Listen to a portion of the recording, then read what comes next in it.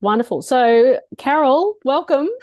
We finally get to have this awesome opportunity to document your amazing testimony.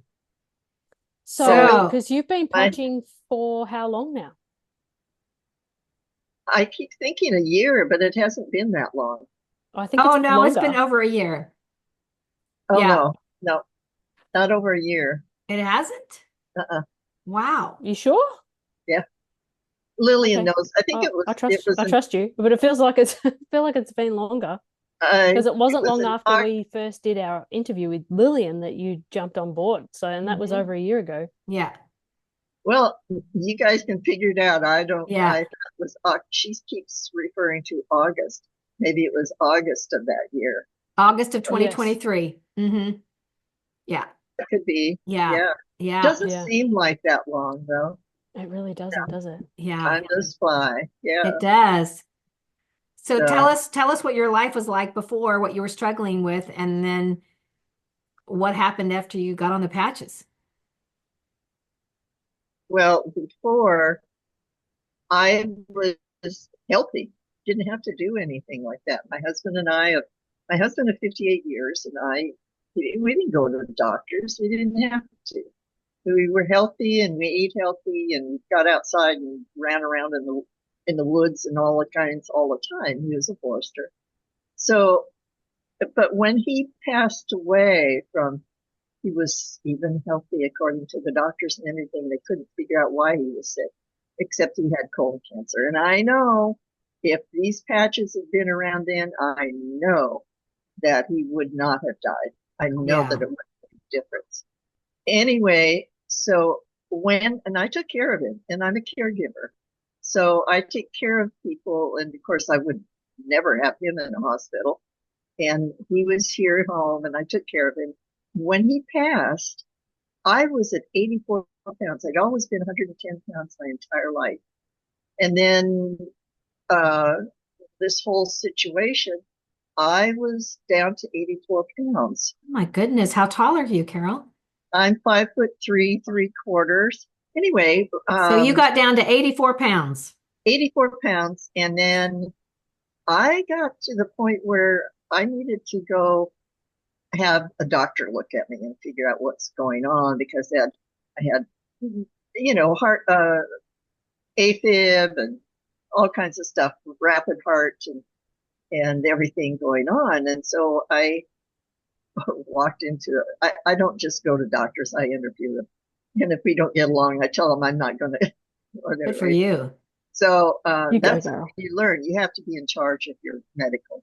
Yeah. And so I saw this doctor and I explained to him what I was doing and what had happened. And I called it a broken heart.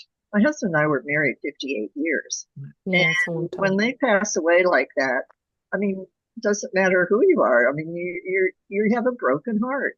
Yeah. And that, Mm. interestingly enough, the doctor knew exactly what I was talking about because they have a name for that.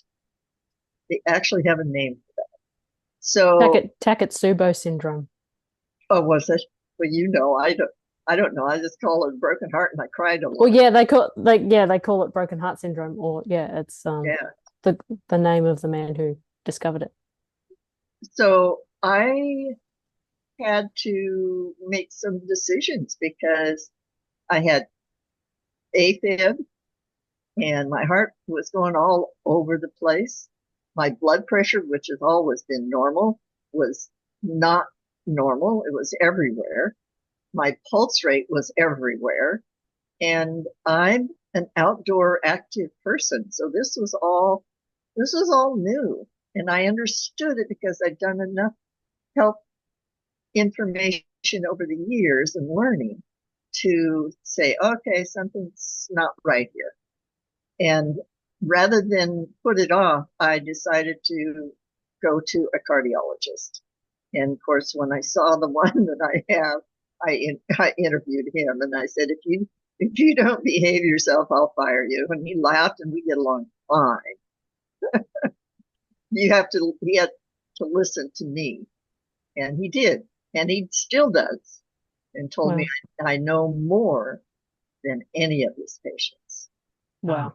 So when I had that and had the fibrillation, and it was concerning. They wanted to do a defibrillator, an insertion.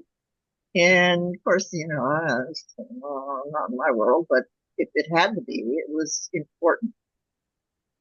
But just about that time, my friend Annie Reese, she told me about the patches because I had years and years and years and years and years ago, there were patches, not these patches. I had a bunion removed and put a patch on it, and there was no problem, no pain, nothing that healed right up. So I kept Wow. asking, I wonder if there's any patches. Of course, you get what you asked for. Exactly. I said, I wonder if there's any patches like that around.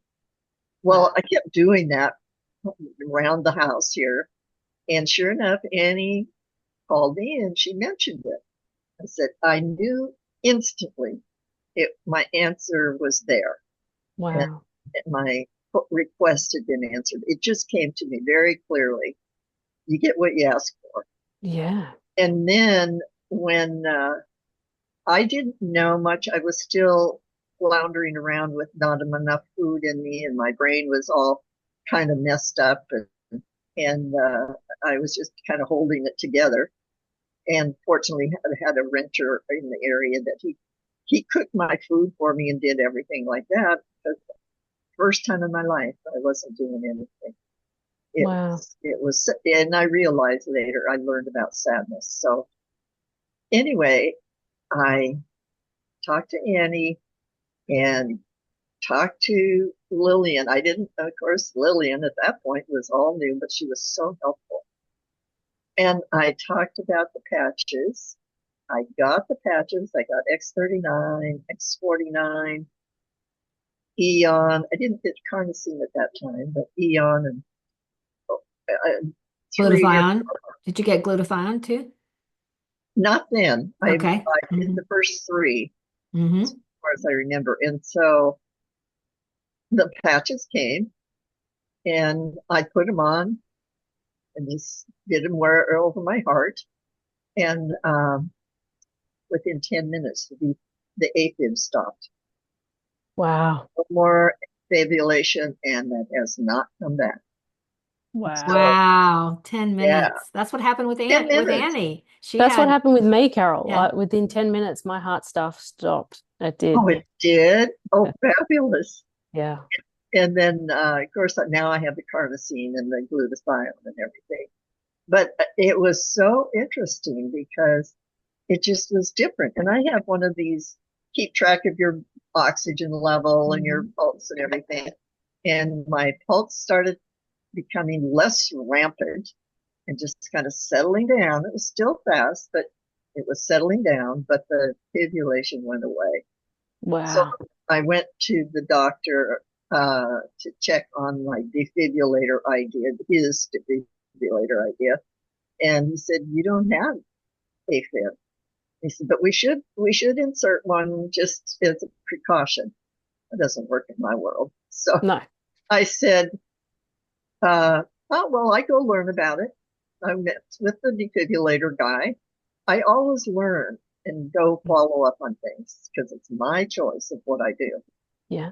So, and I made the choice and decided I didn't need that and told him, and he put it in my records, that all of this had changed. So that's on my chart, my medical chart. And I have gotten progressively better.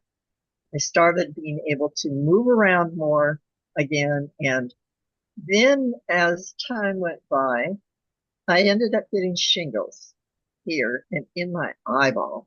Oh my gosh. Shingles doesn't feel good at all. No. No, no, no. So, I mean, it was painful. It was very painful. And so what I did was I put Eon on here.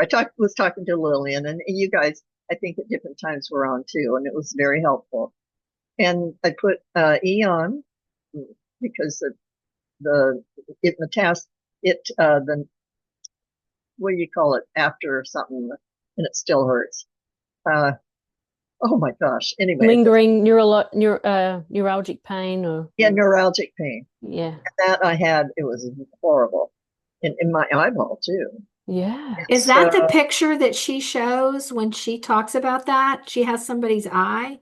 Was that Carol's it's eye? not mine. It's Oh, not mine. okay. Oh, I think it was actually hers. I take that back. She did It something could with her eyes. be. Yeah. Yeah, it could be. But that settled things down. The neuropathy settled down. The pain hadn't gone away completely, but boy, it was a difference. And but the eyeball still had discomfort, not pain like it was. So I went to the eye doctor just to have him check the eyeball to see if everything was okay because it was kind of blurry and no problem with my eyeball. So that's fine. Wow. So So, now so I how quick did the shingles go away? faster than they normally do. Yeah. I don't remember. I did the gabapentin, I did all those things right away, but Mm-hmm. that I don't like to take meds at all because I don't. Yeah. Right. Yeah. And then when the patches came along and I put that up there, that made the difference. Yeah. I could relate to something natural like that. Mm-hmm. I Right. don't Yeah. relate to a bottle of medication. No. Yes. Well, and Oh, gabapentin makes you out of it too. It's very yeah, strong. Mm-hmm. yeah. Yeah. So that uh, the shingles went away, the neuropathy was there, the eyeball is there, and it's still a little uncomfortable, but not the same. I mean, this is completely different. And my eye isn't as blurry as it was, and it's not as painful as it was at all. Little Wow. discomfort, but I keep putting the E on there, and another one over here for my brain is getting better. And that's another thing that happened was now that I've been on the patches for a while, I'm noticing, holy moly, I remember things from years ago Wow. when I was a little kid. And all my memory of those years growing up, everything is coming back big time. Wow. So, That's amazing. and what I know, and I've learned over the years, you might have the discomfort and you do the solution like the patches and maybe the discomfort goes away and you wonder, well, I'm feeling pretty good. What about this? Do I need to do? No, wait and let the rest of your body come forth with something because these patches, the way I learned about them from Lillian, is it affects your whole body. Yeah. And Yeah. whatever is in your body needs to wake up, and you may not feel it. It Right. may not be painful or anything. So I've learned now that I just know things are changing because I can see it when I do something. My my walking, I jumped on a. I've never ridden a motorcycle, but my friend has his motorcycle here, and I said, and it's a dirt bike, and I said, I want to ride that. So sure enough, I got on it. See, I live in the country, and there's woods all around and everything, 7.5 acres. So I jumped on that. He showed me the gears and stuff, and away I went. And too Good bad for you, Carol. I could have Oh, been gone forever, but I had to come back. oh my gosh, that's so cool. And Carol, do you mind me asking how old you are for our watchers? I'll be 85 this Friday. Yeah. Happy birthday for Friday. Happy birthday. Gosh. Yeah. So Thank you. 85-year-old riding a motorcycle. That's Yeah, Wow. fantastic. You yeah. don't That's look a day over fantastic. 70. Yeah. Well, I used to wear makeup and all of that, and I don't bother anymore. My skin is better from being on the patches and You things. have beautiful Got skin. better. Yeah, Yeah. And you have, there's a whole community of women, or maybe men and women, near where yeah, you live that are all yeah. on the patches having these absolutely miracle stories, right? Yes, absolutely. Yeah. Absolutely. I don't have to talk to them much at all because they figured it out and it's working really well for them. Yeah. So, That's It great. reminds me of the movie Cocoon. Do you remember that movie? yeah, yeah. That movie was Yeah. a tad cringe, but this is a far better rendition, I think. Right. But it was like all of a sudden they returned to their youth, right? You Yeah. know, like Yeah, a yeah. fountain of youth. It's really amazing to hear the stories and talk to some of you guys. I'm